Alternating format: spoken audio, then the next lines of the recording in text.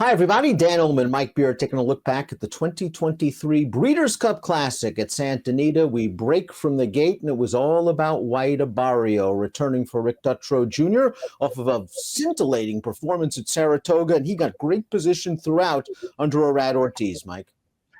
Yeah, he falls into a really good trip here, using his speed to get there, though, Dan, because this pace, I think, is pretty solid here. First time through the stretch, he's going to land a perfect spot in this race. One of the big questions of this race was, would he back up his, super performance in the Whitney back in early August, Dan? He kind of backed it up here. Good performance. And the race kind of played out as expected on paper. That is Arabian Night, the Pacific Classic winner, on the lead. Saudi Crown, the winner of the Pennsylvania Derby. Those were the two confirmed speeds. You expected White Barrio, the big gray, to be tracking in behind. And Derma Sotogake, if he broke, was going to be up close to the pace as well. So really no surprises here. Yeah, no surprises as far as the pace goes. You're right. This is the first thing that you noticed, I think, in that first run through the stretch, though, Dan, is Arabian Night's really fast, man. He had post 12. He had no trouble making the early lead from Saudi Crown in here. Saudi Crown is put on the chase. But look at White Barrio, Dan. I mean, this pace is pretty fast. He is keeping up, and he's basically doing it on his own. The runner-up is right behind him, Derma Sotogake. He is already basically all in up the backstretch here, just trying to keep up with this pace. You had a feeling that Ortiz had a ton of horse when he took White Barrio off the rail on the backstretch to get into the clear. He's moving so comfortably right now. It seems like he can take over from these two pace setters whenever he wants, and he's going to make the lead when they strike into the stretch. Derma Sotogake, as you mentioned, hard ridden on the turn, game for second. We're going to eventually see Proxy get into this from the back of the pack. He starts running at the very end. There was pace for him. It was hard to make up ground on this racetrack. He ran well for third. Yeah, he's going to make up late ground. He never looks like he's going to win this race. And he's just one of several horses through the stretch of this race, Dan, who are just going to start making up ground when the race is basically already over. White Barrio's not going to win by a huge margin, but he was way best in this race. It was a good performance keeping up with that pace. And some other horses did run behind him a little bit at the end. But listen, hard to knock the performance from White Barrio, Dan. He kept up with the pace, and he was clear under the wire.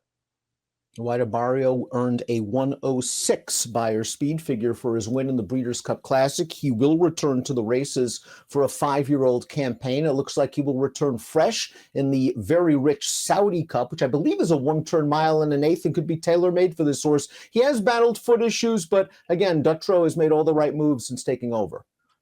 Yeah, I mean, he's always been a good horse, but it does feel like the three starts now for Dutrow. This horse has taken it to a new level, Dan. His Whitney was outstanding. The loss there in the Met Mile was probably better than it looks, where he didn't get a great trip. And he came right back here in the Breeders' Cup Classic. He showed that he can get the 10 furlongs, which was another question he had to answer in here. And at the end of the day, he was just much best in this race. Derma Sotogake ran well for second. Again, it never really looked like he was winning. He was hard ridden by Christophe Lemaire on the backstretch, but he stayed on gamely. He will return to training as a 4-year-old and will probably begin with either the Saudi Cup or the Dubai World Cup. Yeah, he's still got a lot to prove going forward, but this was a nice performance from him. Another horse who never really looked like he was going to win. I think your point that you made earlier, Dan, is well, really seemed like it was that easy to make up ground on this track. So for this horse to get forward position early probably played a big part in him getting a piece of this purse, but he was very game to get second. Third finisher Proxy, ninth finisher Zandon retired to stud. Let's talk a little bit about Arabian Night because he's still relatively lightly raced. And as you mentioned, he's so fast. He was able to carve out those sharp splits and then tired just at the end. Maybe 1.25 miles isn't his best distance. I'm not willing to count him out. Of course, he won the Pacific Classic at 1.25 miles. He'll be back in 2024, and I'm expecting some pretty good things.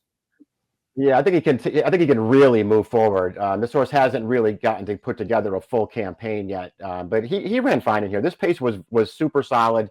He's so light on experience, Dan, and listen, he was never going to fight off White Barrio from the top of the stretch, but it was really only inside the final eight that this horse got really tired. You could see him start to give it up late, and he just couldn't hold on for third. But all in all, I thought this horse ran pretty well. Saudi Crown chased him in the early part of this race, and Saudi Crown was nowhere. Ushput Tesoro's lack of speed is just the major issue, and the fact that he doesn't break very well and acts up behind the gate. And he ran on pretty decently to finish fifth in here. I won't be surprised if he's back to defend his Dubai World Cup crown in 2024. Yeah, I mean, we'll see what they did with him. Obviously, there are races for him somewhere. I'm still wondering, how good this horse is. And I thought personally, thought he got one of the better closers trips in this race, and he was one of the closers who was actually in range of the leaders as this field came into the top of the stretch. It really felt like he had a real chance at this race. To me, he just wasn't good enough. Was this just too much for Saudi Crown from a pace standpoint, a distance standpoint, a class standpoint? We saw him wire them in the Pennsylvania Derby. He kind of gives off vibes that he might be better between a mile and an eighth. He was chasing a fast pace against a pretty good 3-year-old in Arabian Night. If he comes back at 4, I could see him do some damage in the dirt mile division. Yeah, I think he's a really good horse, and I don't think you have to be too hard on him for this race, Dan. They stretched him out to 1.25 miles for the first time, and this was a super strong pace for this race that he was forced to chase for the first time. I mean, he did not make the early lead in this race, and he was forced to do the chasing on the outside, and he just got really tired. I wouldn't be too hard on him for it. I also don't know how hard I would argue with your assessment there that maybe he's just going to wind up being better going a little shorter. Let's take a closer look at White Abarrio. The 4-year-old gray colt is by Race Day. Arad Ortiz piloted White Abarrio to win the Whitney and the Breeders' Cup Classic. Mike, this horse showed some promise as a 3-year-old. He swept through the Holy Bull. He swept through the Florida Derby for trainer Safi Joseph, and then he kind of lost his way for a while. He scored 4 starts back when it turned him back to 7 furlongs, and for a short while, it looked like they were going to key him in as a sprinter dirt miler.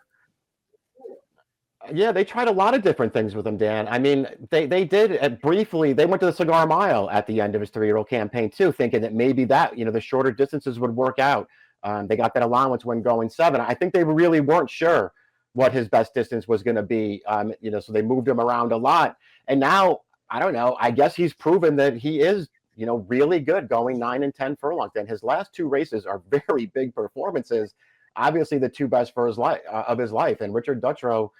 He's gotten the best out of this horse, to be sure. He split decisions with Cody's Wish this year, and both likely to be finalists for Horse of the Year. Let's take a look at the prices for the Breeders' Cup Classic. It was White Abarrio as the chalk, $7.20 to win. Derma Soto Gake off the layoff ran very well to be second. The late running, long striding Proxy was third. He returned $7.80 to show. White Abarrio wins this year's Breeders' Cup Classic. Will return next year with an eye on the Saudi Cup.